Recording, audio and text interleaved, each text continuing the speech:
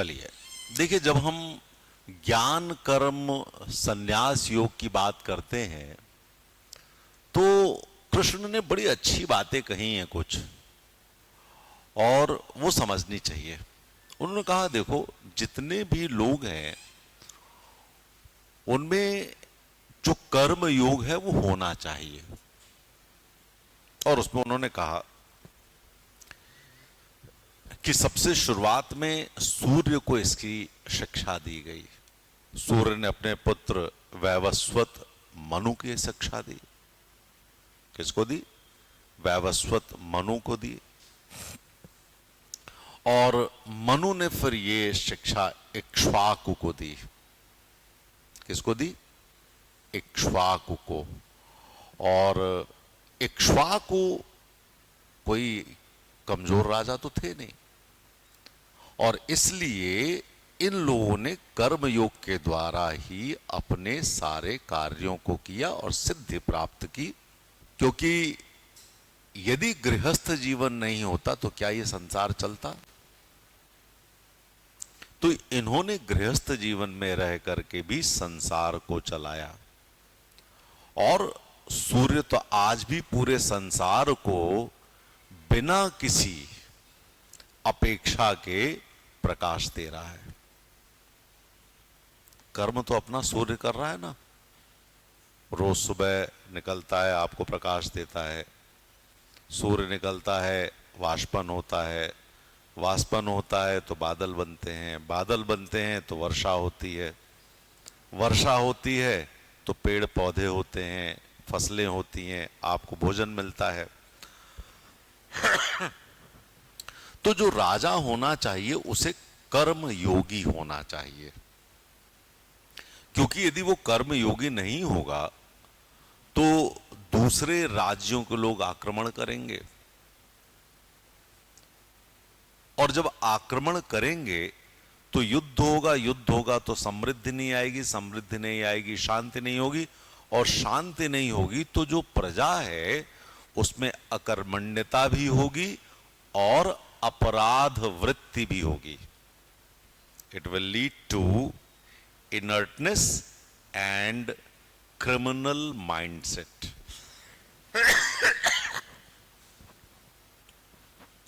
ठीक है।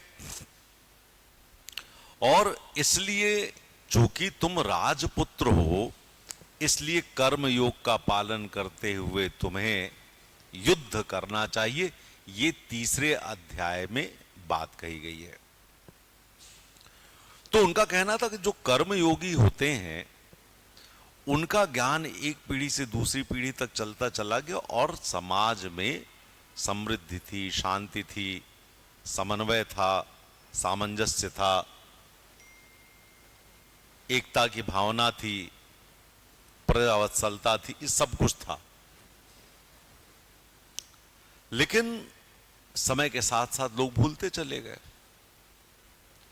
और ये जब सब भूले हैं तो अर्जुन तुम भी भूले हो, उसमें कोई नई बात तो है नहीं। ठीक है। तो ये जो बातें हैं यही फोर्थ में कंटिन्यू करते हैं, जब वो कहते हैं कि भाई ये जो हमारा टॉपिक है ज्ञान कर्म संन्यास योग, ज्ञान कर्म संन्यास योग। कृष्ण ने कहा कि अर्जुन तुम ऐसे देखो कि तुम्हारे भी अब तक न जाने कितने जन्म हो चुके हैं, और मेरे भी न जाने कितने जन्म हो चुके हैं। मुझे तो पता है कि मेरे कौन कौन से जन्म हुए, तुम इसके प्रति अज्ञानी हो। और ये बात सच है।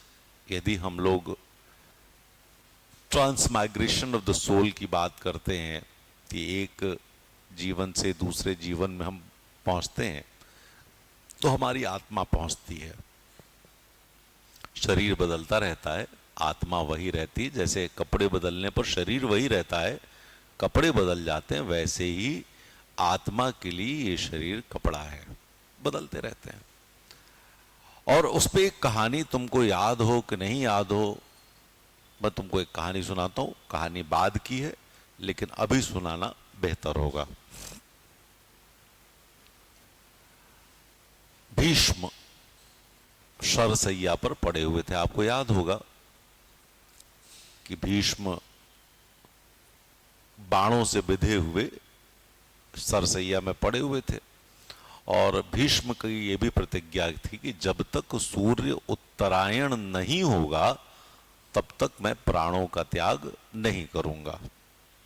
अब आप ये सोचो कि वो बाणों पर पड़े हुए, कई बार आपने ये फोटोग्राफ देखा होगा, बाणों पर भीष्म पड़े हुए, लेटे हुए हैं। तो जब बाणों पे लेटे हुए हैं तो कृष्ण उनके पास पहुंचते हैं।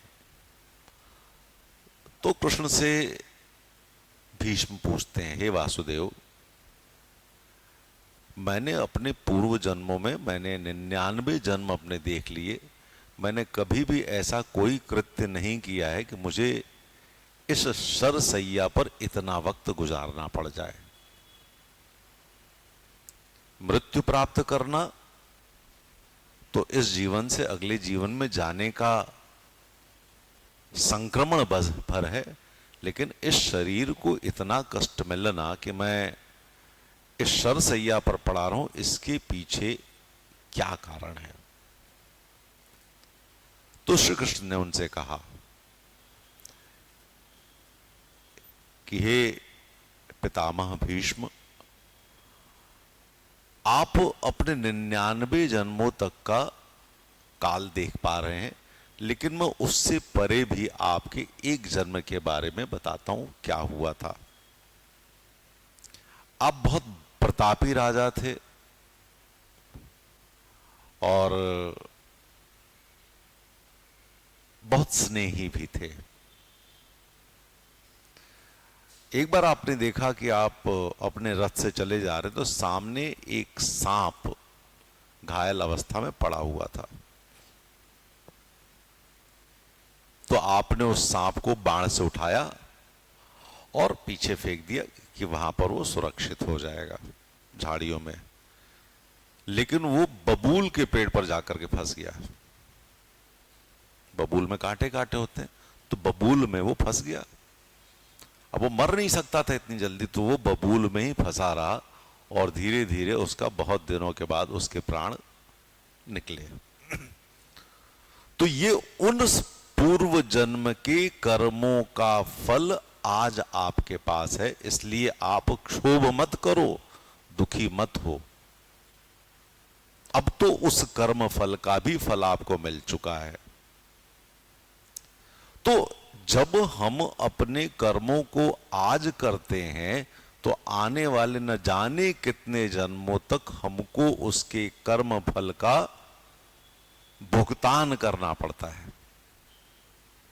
और इसीलिए ये कहते हैं कि यदि हम आज अपने कर्म सही ढंग से नहीं करेंगे तो अत्याचार भी होगा, अनाचार भी होगा, व्यभिचार भी होगा, समृद्धि भी समाप्त होगी, अनीति भी होगी और विधि की परंपराओं का अनुपालन नहीं हो पाएगा।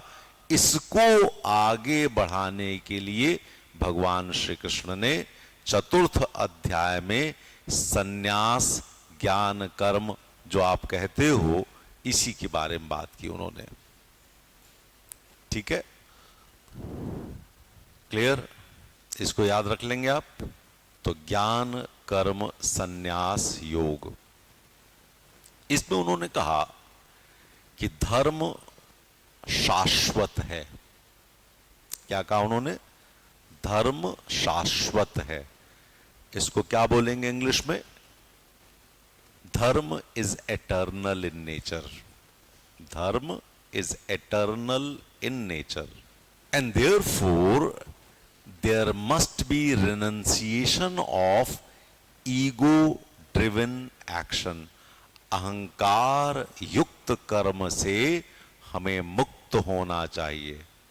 and this is possible only when you know or you have the right knowledge। और ऐसा तभी संभव होगा जब आपको उचित ज्ञान होगा। इस वाले चैप्टर में वो क्या कह रहे हैं? Wisdom guided action, prudent action, विवेक, नीत, कर्तव्य, विवेक, नीत, क्रिया, नीत लेड, ड्रिवन, नीति नहीं लिखना, नीत लिखना। तो ये जो बात वो कह रहे हैं वो ध्यान रखना। यदि आप देखें तो जो 7वां श्लोक है चतुर्थ अध्याय का, वो आप सबको याद है। उससे ज्यादा आपने कोई श्लोक पढ़ा नहीं है गीता का। यदा यदा हि धर्मस्य ग्लानिर्भवति भारत अभ्युत्थानमधर्मस्य तदात्मानं सृजाम्यहम्।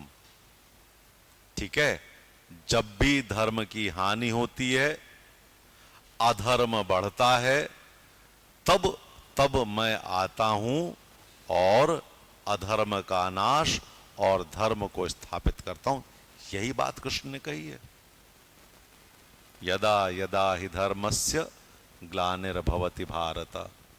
तो ये जो बात वो कहते हैं, ये बेसिकली उनका कहना है कि भाई धर्म के लिए ही हमें आना पड़ता है ताकि अधर्म की समाप्ति हो। मैंने कहा ना, यदि आप अपने धर्म, अपने कर्तव्य का पालन नहीं करेंगे तो अनीतियां, दुराचार, दुर्व्यवहार, दुर्व्यसन, दुर्भावना, असामंजस्य, असहिष्णुता, ये सब कुप्रवृत्तियां समाज में स्थापित होने लगेंगी।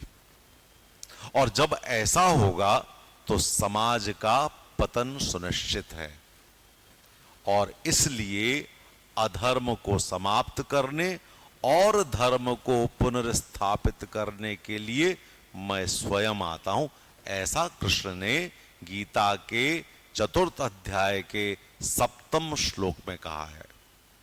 यदा यदा हि धर्मस्य ग्लानिर्भवति। अब जैसे आपसे क्वेश्चन पूछा जा सकता है, गीता के चतुर्थ अध्याय का 7वां श्लोक क्या है?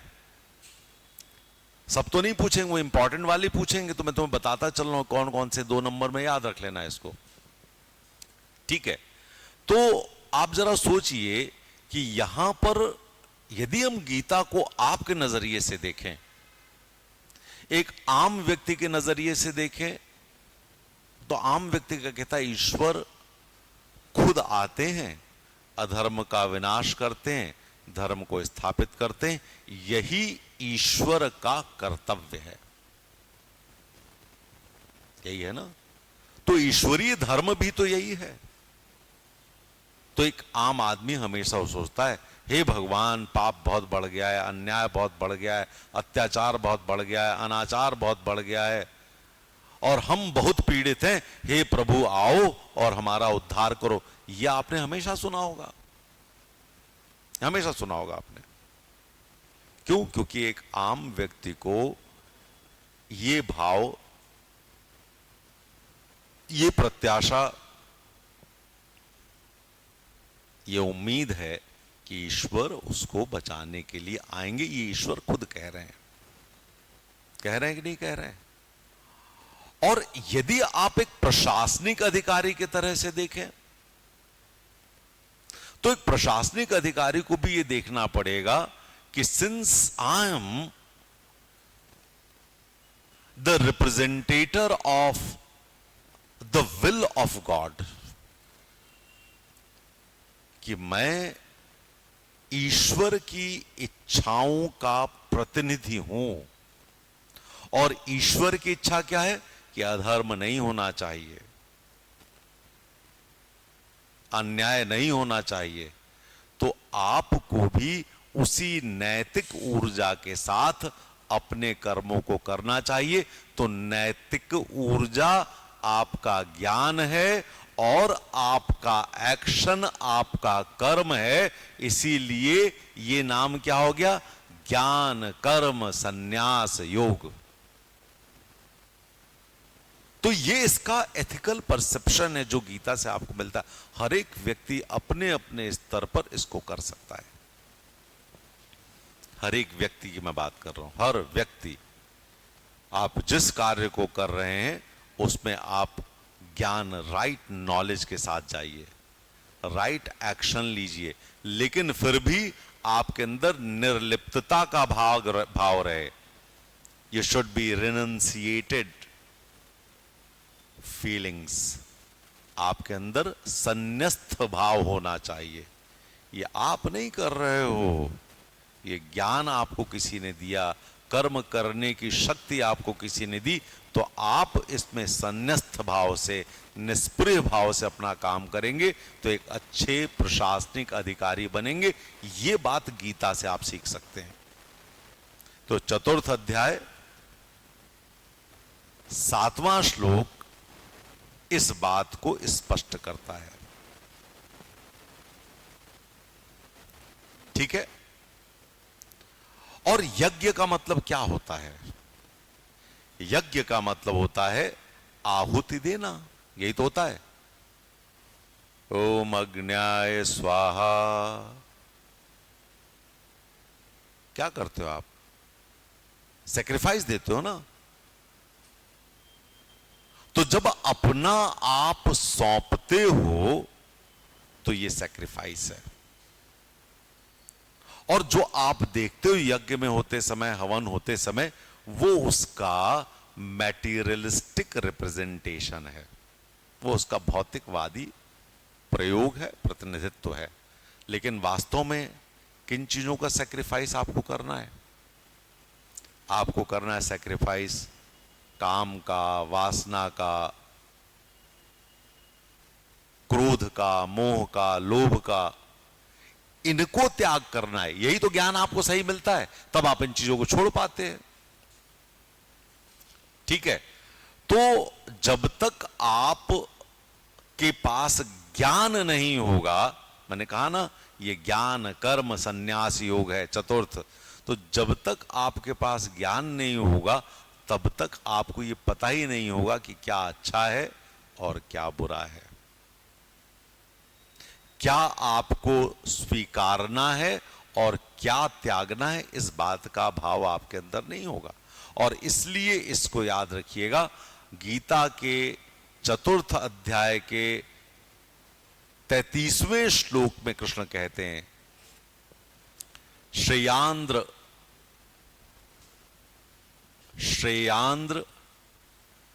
वैमयाद्या ज्ञान यज्ञ परंतप सर्व कर्म खिलम पार्थ ज्ञाने परिसमाप्यते।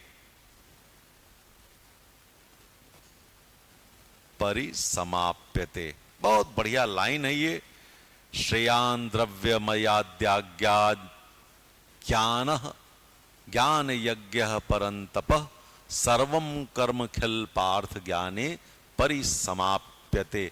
क्या कह रहे हैं? वो कह रहे हैं कि जब आप ऐसे अंजलि भर भर करके बहुत सारा धन धान्य और सब उसमें घी दूध अर्पित करते हो, वो बहुत छोटा है, वो बहुत छोटा है, बहुत कमजोर है। तो sacrifice perform with knowledge superior to mere material offering, ये ध्यान रखिएगा। सिर्फ मटेरियल ऑफरिंग यदि आप करते हो तो उससे कहीं बेहतर है ज्ञान के द्वारा यज्ञ करना। ठीक है। तो ज्ञान के द्वारा जब यज्ञ करते तो आपको पता है ये मटेरियलिस्टिक भौतिकवादी हवन नहीं करना है हमको। हमको इस हवन में किस चीज को तिरोहित करना है? हमको तिरोहित करना है काम, क्रोध, माया, लोभ, मत्सर, है कि नहीं है? इन सब चीजों को छोड़ो, त्याग इनका होना चाहिए, सैक्रिफाइस इनका होना चाहिए, तब ईश्वर को यह बेहतर लगता है। तो ज्ञान कर्म योग का दूसरा भाग। ठीक है। फिर ज्ञान कर्म योग में तीसरी बात वो कहते हैं कि renunciation of ego and desire. आप अपने अहंकार और वासनाओं का त्याग कीजिए। और इसके लिए 18वां श्लोक चतुर्थ अध्याय कर्मण्य कर्म यह पश्येद कर्मणि च कर्म यः स बुद्धिमान्य मनुष्येषु स युक्तः कृतशस्त्र कर्म कृत्य। कर्म कर्मण्य कर्म यः पश्येद कर्मणि च कर्म यः सह बुद्धि मान मनुष्येषु सयुक्तः कृत्स कर्म कृत। ये बात इन्होंने कही है। तो कर्मण्य कर्म श पश्येद कर्मणि च कर्म यः। देखो, एक पश्य धातु होती है और पश्य धातु का मतलब होता है देखना। पता है ना, पश्यति पश्यतः पश्यन्ति पश्यसि पश्यतः पश्यत पश्यामि पश्यावः पश्याम। ये आपको यदि याद हो तो ये लट लकार है और ये पश्य धातु से हम पढ़ते हैं। ठीक है ना। जब पश्यति पश्यतः पश्यन्ति होता है मतलब ये शह पश्यति, वह देखता है। ठीक है ना, वह देखता है। सह पश्यति, सह मतलब वह। ठीक है ना। ते पश्यसि पश्यति पश्यतः पश्यन्ति होता है ना, पश्यति पश्यतः पश्यन्ति। तो सह ते तौ याद है ना, सह ते तौ तेन ताभ्याम तस्मै। याद आ रहा है कि नहीं याद आ रहा है तुम लोगों को? ये सब हमने पढ़ा हुआ है। तो इसमें पहला, उसमें दूसरा, उसमें तीसरा लगेगा। तौ पश्यन्ति, वो सब देख रहे हैं। तुम पश्यसि, तुम देख रहे हो, एक वचन। ठीक है। ते पश्यतः, वे दोनों देख रहे हैं। ठीक है ना। त्वम ते तानि। कुछ संस्कृत याद आ रही तुम लोगों को? और जब आता है मैं तो अहम आवाम वयम। अहम मतलब मैं, आवाम मतलब हम दो, और वयम मतलब हम सब। तो क्या कहते हैं? अहम पश्यामि, मैं देखता हूं। आवाम पश्यावः, होगा कि नहीं होगा? और वयम पश्यामः होगा। पश्यामि पश्यावः पश्यामः। ये अब हमें संस्कृत पढ़ाने की आवश्यकता नहीं है आपको, लेकिन मैं इसलिए आपको बताता हूं क्योंकि बचपन में जो आपने पढ़ा है वो यदि अभी तक याद नहीं है तो थोड़ी सी गलतियां हैं। वो शेर तो नहीं सुनाएंगे इस समय, नहीं तो सुना देते आपको गीता का वो भी शेर। तो वो कह रहे हैं कि जो अकर्मण्यता में कर्मण्यता को देखता है और कर्म में अकर्मण्यता को देखता है, वह बुद्धिमान पुरुष है और वह पराभूत तत्वों से परे है। ठीक है। वो सभी चीजों में जुड़ा हुआ है, लेकिन फिर भी वह कर्म में अकर्म और अकर्म में कर्म का भेद समझता है। इसीलिए वो इन सब मायामोह से परे हो जाता है। तो सांसारिक जीवन जीते हुए भी वह संन्यस्त भाव के साथ काम कर रहा है। इसीलिए इसको ज्ञान कर्म संन्यास योग कह रहे हैं वो। ठीक है। जो कर्म में भी अकर्म को, अकर्म में कर्म को समझ ले, वो बुद्धिमान है, क्योंकि वो इन भावों से परे है और इसलिए वो सांसारिक जीवन में रहते हुए भी ज्ञान कर्म संन्यास योग का परम ज्ञानी व्यक्ति है। और इसका मतलब क्या हो रहा है? इसका मतलब ये हो रहा है कि हम जो काम कर रहे हैं उस काम के करने से बहुत दूर क्या होने वाला है? अकर्मण्यता में कर्मण्यता और कर्म में अकर्म। और यदि नहीं कर रहे हैं तो इसका प्रभाव आगे चल करके क्या होगा? तो यदि हम कोई बुरा काम नहीं कर रहे हैं तो अकर्मण्यता है ना, इसका दूरगामी परिणाम। और जब हम कर्म कर रहे हैं इसका दूरगामी परिणाम, ये दोनों हम तभी देख पाएंगे जब हमारे अंदर ज्ञान होगा। कई बार किसी कार्य को न करना भी करना होता है। बात समझ में गए कि नहीं समझ गए? Taking no decision is a decision too. हमेशा हम कहते हैं ना कि कोई निर्णय ना लेना, आज हम इस बात पर निर्णय नहीं लेंगे। आप निर्णय ले चुके हैं कि निर्णय नहीं लेंगे? थोड़ा सा गुण समझना पड़ेगा। तो ये बात जो कहते हैं ये हमारे लिए इंपॉर्टेंट ये है कि आप सेल्फलेस वर्क करिए, आप आगे क्या हो रहा उसको महसूस करिए। टेलीलॉजिकल इंटरप्रिटेशन ऑफ 18th श्लोक of 4th chapter of Gita है ये। ठीक है, तो एक तरह से कहा जाए सेल्फलेस वर्क।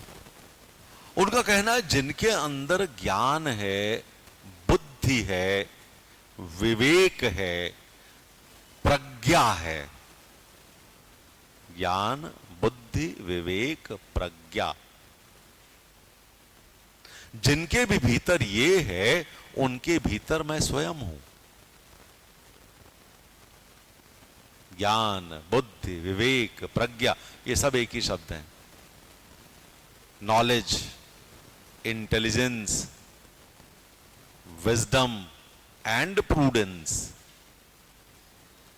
जिनके अंदर ये है उनमें मैं हूं। ठीक है, तो those who possess knowledge, wisdom, prudence and intellect, there is divine presence, उनके अंदर ईश्वरीय उपस्थिति है। तो अब आप ये सोचो सबके अंदर ये है, कौन ऐसा है जिसके अंदर ये नहीं है? कुछ ही बिरले होंगे। जिसने भी इस संसार में जन्म लिया है तो आवश्यक नहीं है कि वो साक्षर हो तभी ज्ञानी हो। वो निरक्षर हो करके भी अपने अनुभवों से ज्ञानी हो सकता है, विवेकवान हो सकता है, जिसको मैं बोलता हूं ऑर्गेनिक इंटेलेक्ट। सावयवी बौद्धिकता तो हो सकती है उसमें, वो लिखा पढ़ा नहीं है तो क्या हुआ, ज्ञानी तो हो सकता है। ऐसे बहुत लोग होते हैं। तो इसीलिए वो कहते हैं सब हमारे लिए एक हो, इक्वलिटी होनी चाहिए, रेस्पेक्ट फॉर एवरी लाइफ होना चाहिए। बाहर से उनमें कितना भी अंतर हो लेकिन अंदर से उन सब में मैं स्वयं विद्यमान हूं, ये कृष्ण का कहना है। और इसीलिए भगवत गीता के 4th अध्याय का 35वां श्लोक कहता है कि सबको समान नजरों से देखो, सबको समानता से देखो, सब मेरे ही स्वरूप हैं, उनमें भेदभाव मत करो, उनमें ऊंच नीच का भाव मत रखो। ये बात कहते हैं।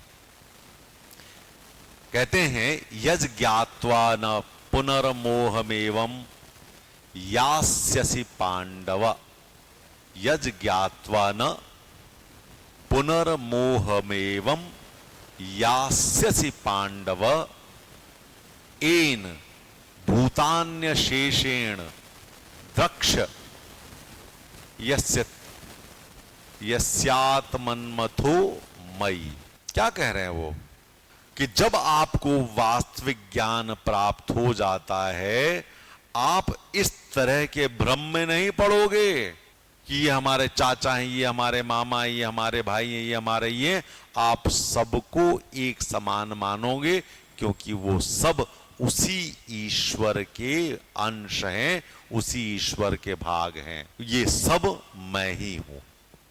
ये बात कृष्ण कहते हैं 4th अध्याय। तो मतलब अज्ञानता को छोड़ो, ज्ञान प्राप्त करो, तब कर्म कर पाओगे और तभी तुम योगी कहला पाओगे। ये बात समझने वाली है एक नए थॉट प्रोसेस को, क्योंकि मैंने कहा ना ज्ञान कर्म संन्यास योग है। 3 शब्द हैं मेरे पास और तीनों शब्दों का अर्थ हमको पता चलना चाहिए, क्योंकि हम कहते हैं ना कर्म अगले जन्मों तक जाता है हमारे, यही कह रहे हैं ना हम लोग। और ज्ञान के हिसाब से होना चाहिए। तो उन्होंने कहा है कि 3 तरह के हम कार्य देखते हैं।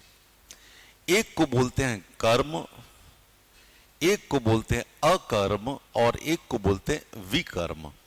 इंग्लिश नहीं हो सकती इसकी। कर्म, अकर्म और विकर्म। KARMA कर्म inverted comma, AKARMA inverted comma में लिखोगे अकर्म, और एक को लिखोगे विकर्म। तो कर्म क्या है? Any action attached with affection, love और लस्ट इज कर्म। आसक्ति और ममता से युक्त होकर सकाम भाव से किया गया कार्य कर्म बन जाता है। ये कर्म है। ये कर्म अगले जीवन में आप तक जाएगा, चुकाना तो पड़ेगा, क्योंकि कर्म में से जब सब हट जाएगा तभी आप मोक्ष प्राप्त करोगे, जब कर्म रहित हो जाते हो आप।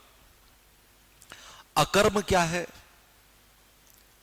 When you work without attachment and for the public welfare, this work is known as अकर्म। जब आप आसक्ति और ममता से रहित होकर लोकहित के लिए कार्य करते हैं तो यह कर्म अकर्म कहलाता है, और जो दूसरों के अहित के लिए किया जाए वो कार्य विकर्म कहलाता है। तो कर्म, अकर्म और विकर्म। कर्म में आसक्ति है, सकाम भाव है। अकर्म में कोई आसक्ति नहीं है लेकिन लोकहित है, ये अकर्म है। और विकर्म वो है जो दूसरों को नुकसान पहुंचाता है, वो विकर्म है। तो यदि आप इस बात को समझ जाओ तो आप समझोगे कि आपको अकर्म में रहना है। ठीक है? किस में रहना है? अकर्म में। तो आप मोक्ष प्राप्त करोगे। ये बात वो बड़े कायदे से कहते हैं, और इसीलिए उनका जो 4थे अध्याय का 20वां श्लोक है वो कर्म, अकर्म और विकर्म को निर्धारित करता है। त्यक्त्वा कर्म फला संगम नित्य तृप्तो निराश्रयः कर्मण्यभिप्रवृत्तोपि नैव किंजल करोति सः। नैव किंचित्व रोति सः। त्यक्त्वा कर्म फला संगम नित्य तृप्तो निराश्रयः कर्मण्यभिप्रवृत्तोपि नैव किंचित रोति सः।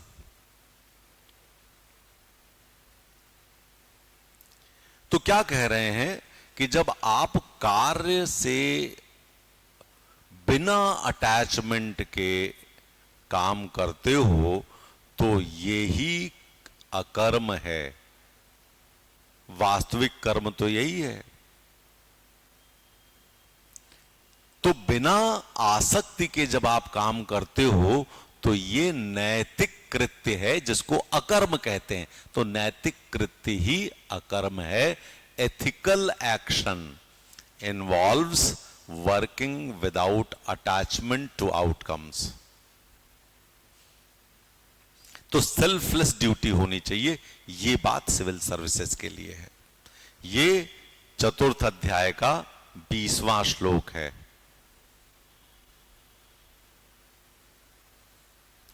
अब ये ज्ञान कहां से प्राप्त होगा? कौन देगा ये ज्ञान? तो 4th अध्याय चूंकि ज्ञान कर्म संन्यास योग है, तो ज्ञान कहां से आएगा? और इसलिए वो कहते हैं कि मेंटोर्स होने चाहिए, गुरु होना चाहिए। यहां पर कौन होना चाहिए? गुरु होना चाहिए।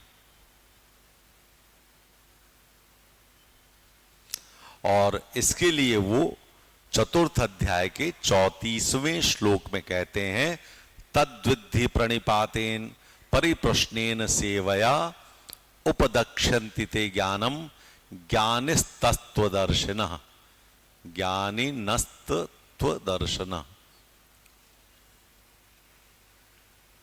तो जब आप किसी स्पिरिचुअल मास्टर के पास पहुंचते हैं, आध्यात्मिक गुरु के पास पहुंचते हैं और उससे भक्ति भाव से सेवा दे करके आप ज्ञान प्राप्त करते हैं, तो ऐसे जो आत्माएं हैं, महात्मा हैं, वो आपको ज्ञान देते हैं, क्योंकि उन्होंने सत्य का साक्षात्कार किया होता है। वो सत्य को जानते हैं, सत्य को समझते हैं, सत्य को बूझते हैं। तो ऐसे सन्यासियों, ऐसे देवताओं, ऐसे योगियों, ऐसे महापुरुषों, ऐसे गुरुओं की संगत में आपको ये प्राप्त होता है। तो इसका मतलब क्या हुआ? इसका मतलब यह हुआ कि जब आप सिविल सर्विसेज में जाते हो तो आप देखते हो ये बहुत सफल अधिकारी और इनकी बड़ी लोग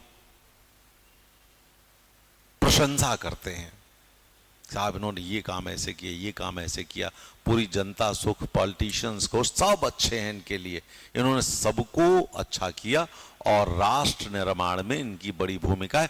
आपके लिए वही आपका गुरु है, आप उससे सीखिए। गुरु वो नहीं है जो बड़ी बड़ी दाढ़ी बढ़ा ले और भगवा वस्त्र पहन ले, गेरुआ वस्त्र पहन ले और वो आपको ज्ञान दे रहा हो। वो हो सकता है कि वो भी हो, लेकिन वास्तव में तो वो है जिसने उस ज्ञान को सिद्ध कर लिया हो, प्राप्त कर लिया हो।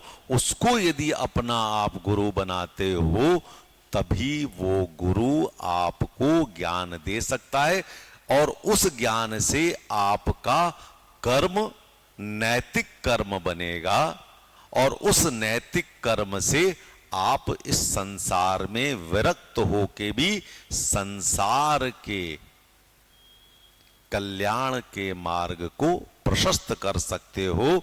हे कुंती पुत्र, ये तुम्हें समझना है। ये 20वां श्लोक है, सॉरी 34वां श्लोक है, 34th श्लोक ऑफ 4th। और इसलिए अविद्या का नाश हमें करना है और अविद्या के नाश के लिए वो 38वें श्लोक में कहते हैं अज्ञानता को समाप्त करना है। क्योंकि जब अज्ञानता होती है तो अनैतिक कार्य होते हैं, अनैतिक कार्य होंगे तो कष्ट होगा। और इसलिए अज्ञानता को दूर करने के लिए हमें ज्ञान और आत्मा साक्षात्कार, जो आत्मा का साक्षात्कार होना चाहिए, अपने आप को समझना चाहिए, ये होना चाहिए, ठीक है। और जब आप ज्ञान को प्राप्त करते हो तो अज्ञानता का अंधकार अपने आप छट जाता है। ये बात कहते हैं ओवरकम योर इग्नोरेंस। आप अधिकारी बनने जा रहे हो ना,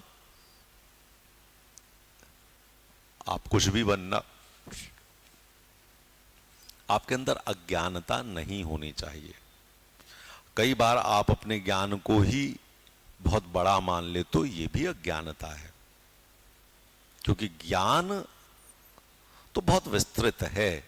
आप उसका एक अंश मात्र लेकर के चलते हो, सुई की नोक के बराबर, इससे ज्यादा नहीं ज्ञान आपके पास या मेरे पास, तो बड़ा विस्तृत है। तो हम ज्ञान को प्राप्त करते चलें। और इसीलिए उन्होंने 38वें श्लोक में कहा है, न ही ज्ञानेन सदृशम पवित्रमिह विद्यते, न ही ज्ञानेन सदृशम पवित्रमिह विद्यते, तत्स्वयं योग संसिद्धः कालेनात्मनि विन्दति। उनका कहना है कि नहीं ज्ञानेन सदृशम पवित्रमहि विद्यते। कितना बढ़िया लिख रहे हैं कि ज्ञान से अधिक पवित्र करने वाला इस विश्व में कुछ भी नहीं है। ज्ञान ही आपको पवित्र करता है।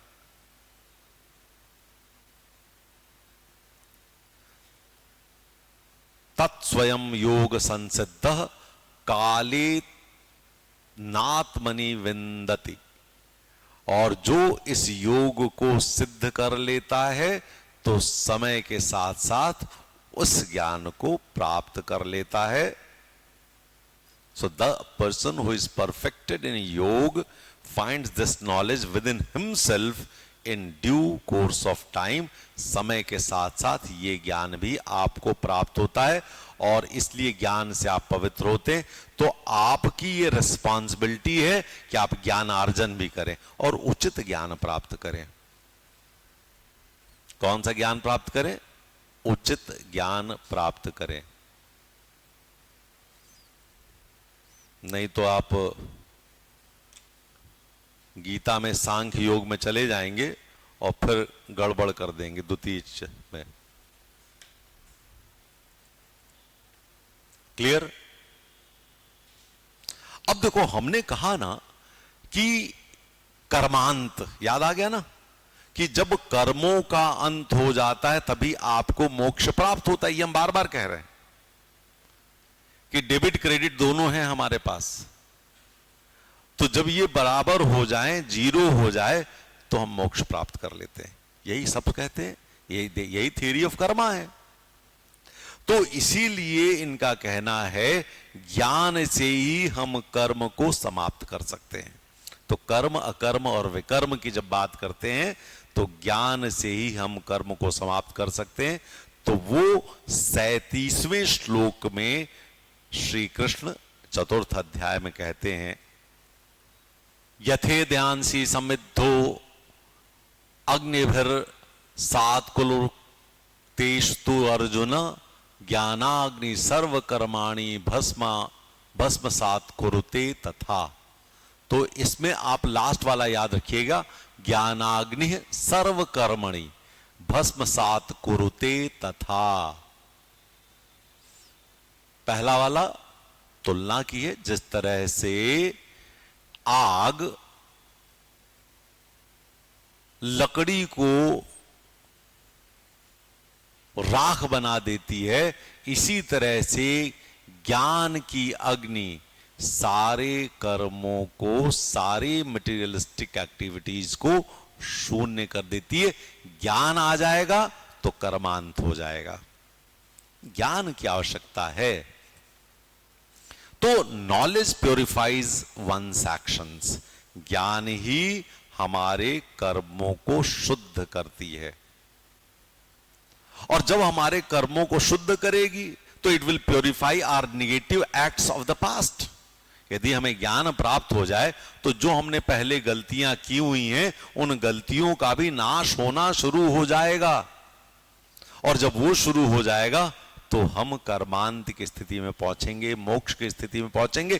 या यदि ये कहा जाए, आप सिविल सर्विसेज की बात करते हो या अपने किसी भी जीवन की बात करते हो, तो यदि पहले की जो गलतियां हो चुकी हैं, ज्ञान आने के बाद उन गलतियों का समाधान भी होगा, वो समाप्त भी होंगे और आपके एक नए जीवन का प्रारंभ भी होगा.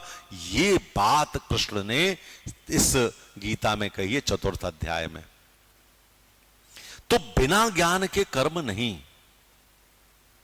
और बिना ज्ञान के कर्म अज्ञानता की निशानी भी हो सकता है और वो विकर्म हो सकता है. तो कर्म, अकर्म और विकर्म, इन तीनों को हमें समाप्त करना पड़ेगा. कैसे समाप्त होगा? विकर्म सबसे पहले छोड़ना पड़ेगा, और जब आप कर्म को काउंटर करने के लिए अकर्म के हिसाब से काम करेंगे, अनासक्ति भाव से, विद डिटैचमेंट कोई काम करेंगे, विद नॉलेज कोई काम करेंगे, तो आपके कर्म समाप्त होंगे और कुल मिलाकर के आप ज्ञान के द्वारा ही मोक्ष प्राप्त कर सकते हो. ये गीता का दर्शन है.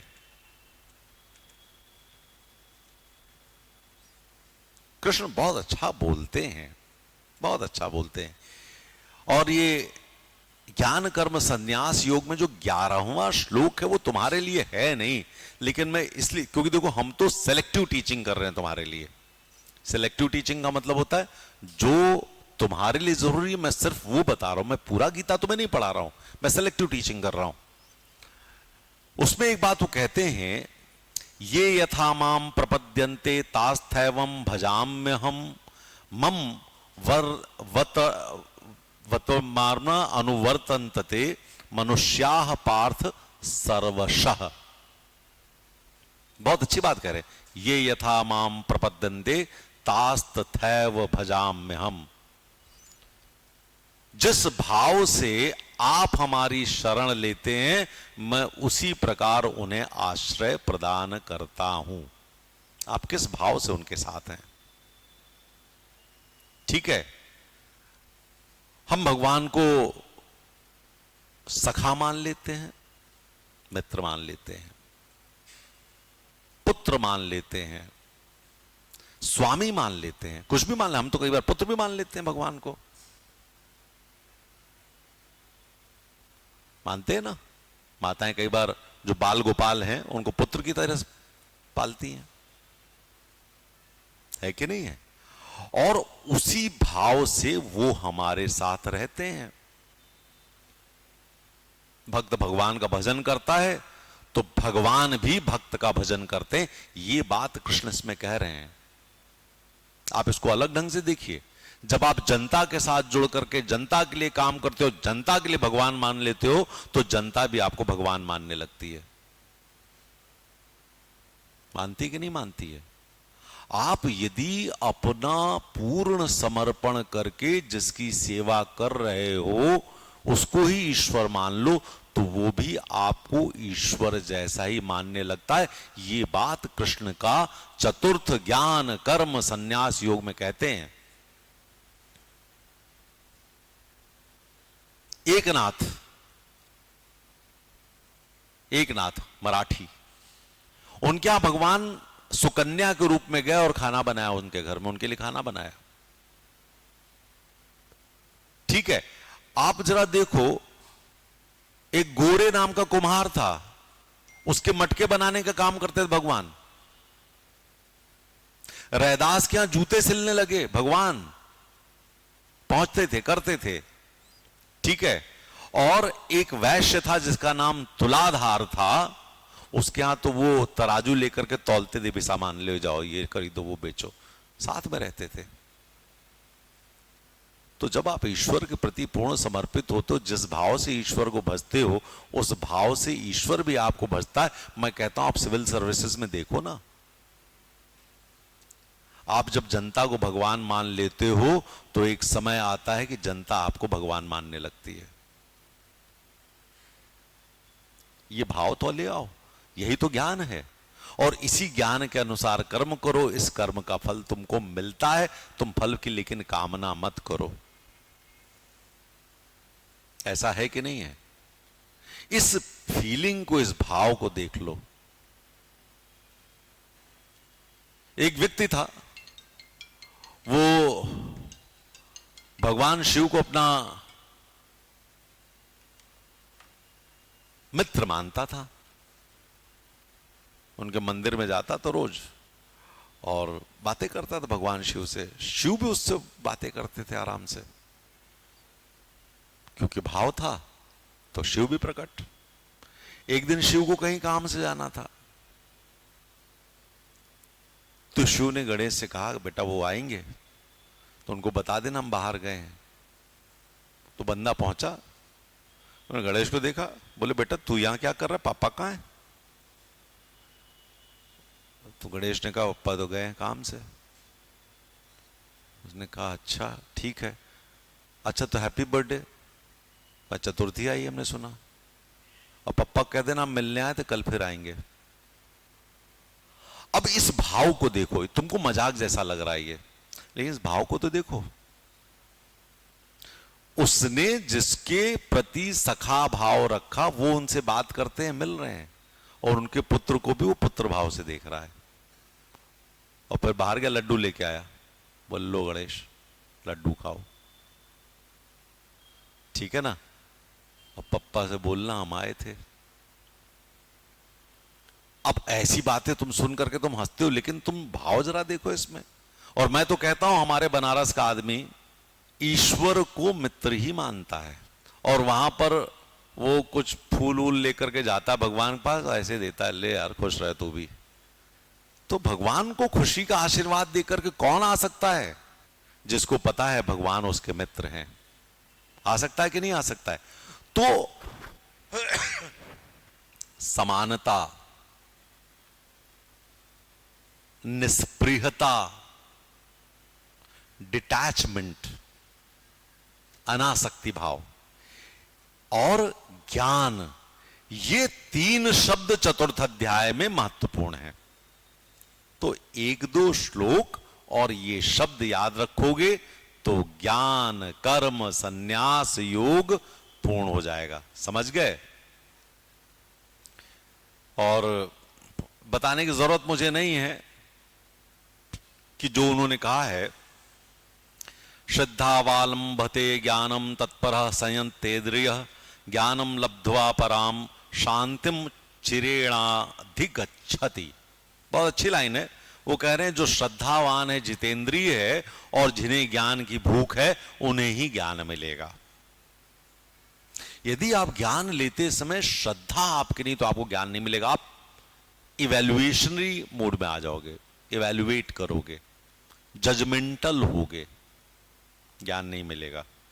बिना श्रद्धा के ज्ञान नहीं मिलता है। और अर्जुन ने पूछा कि ज्ञान मिल भी गया तो इससे क्या लाभ होगा? तो भगवान कहते हैं ज्ञान के मिलते ही मनुष्य को तुरंत ही परम शांति मिल जाएगी। शांति के लिए व्यक्ति दुनिया भर में भटकता है, धन दौलत स्त्री पुत्र संबंधी पद प्रतिष्ठा सांसारिक वैभव आदि में वह शांति की तलाश करता है। तलाश किसकी कर रहा है? शांति की। पुत्र मिल जाए शांति हो जाए, वैभव मिल जाए शांति हो जाए, पत्नी मिल जाए शांति हो जाए, यश मिल जाए शांति मिल जाए, पद मिल जाए शांति मिल जाए, प्रतिष्ठा मिल जाए शांति मिल जाए। लेकिन क्या कभी वास्तव में इनके मिलने से शांति मिलती है? शांति तो ज्ञान से ही मिलती है। और मेरे पास तो पैदाइशी शांति है।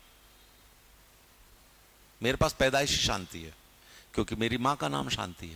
और मेरे पास पैदाइशी प्रेम भी है क्योंकि मेरे पिता का नाम प्रेम है। तो जो पीएस एकेडमी है वो प्रेम शांति एकेडमी, ये शायद आप लोगों को अंदाज नहीं होगा, हम आपको बता देते हैं। उस दिन प्रॉमिस फॉर सक्सेस याद दिला गए थे शर्मा जी, लेकिन वास्तविकता ये कि प्रेम शांति है, जो बहुत कम लोगों को पता है। लोग प्रदीप श्रीवास्तव मान लेते हैं इसको, लेकिन ऐसा है नहीं। ठीक है? तो ये दोनों चीजें हमारे पास हैं, इसलिए मैं बहुत, प्रेम भी है मेरे जीवन में और शांति भी है मेरे जीवन में, और शुरू से है। ठीक है? तो ज्ञान से कर्म करोगे तो कर्मों के संन्यास को प्राप्त करोगे और आप समुचित हो जाओगे। बंधन का कारण नहीं बनेंगे तुम्हारे कर्म और तुम बंधन से मुक्त हो जाओगे। यही बात क्या है? यही बात है हमारा चतुर्थ अध्याय, जिसमें ज्ञान कर्म संन्यास योग है। और जब ज्ञान कर्म संन्यास योग कर दिया उन्होंने, तो 5वां अध्याय बनता है कर्म संन्यास योग का।